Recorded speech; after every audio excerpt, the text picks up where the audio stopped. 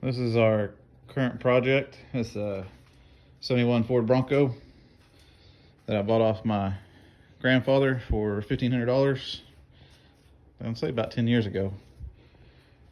But we are getting deep into doing rust repair.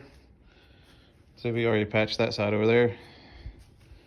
And this side needs to be done, and you can't tell we're working on that pasture side. But this is the current project. It's all original. It's been one accident, I believe. But we're currently fixing this, and this will be hopefully done by the end of this month.